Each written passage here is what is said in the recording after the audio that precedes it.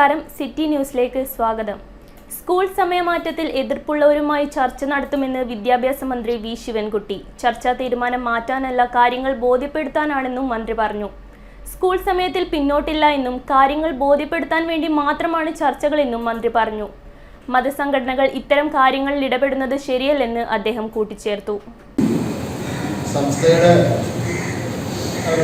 ഭാരവാഹികളുമായി ഞാനിന്ന് കണ്ണൂർ പ്രദേശങ്ങൾ സംസാരിച്ചു. സംസാരിച്ചു.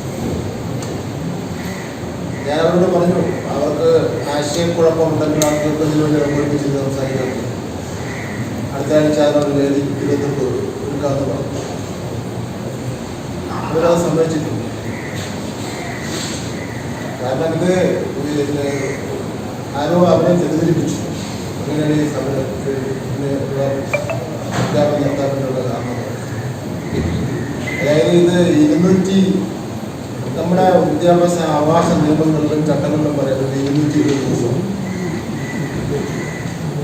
220 ദിവസം ഒരു കാലഘട്ടത്തിലും നമ്മുടെ കേരളത്തിൽ ഞാൻ മന്ത്രിയായി വന്ന ശേഷം 204 ദിവസം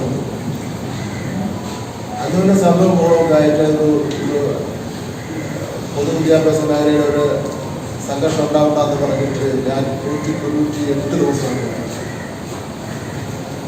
അതിനുശേഷമാണ് ഈ എബനീസർ സ്കൂൾ ഓഫ് മാനേജ്മെന്റ് എറണാകുളത്തുള്ള ആൾക്കാർ അധ്യാപക സംഘടനയുടെ ചില ഹൈക്കോടതി കേസ് ഹൈക്കോടതി പറഞ്ഞു, നിങ്ങളുടെ കുട്ടികളുടെ വിദ്യാഭ്യാസമാണ്, നിങ്ങളൊരു കമ്മീഷണർ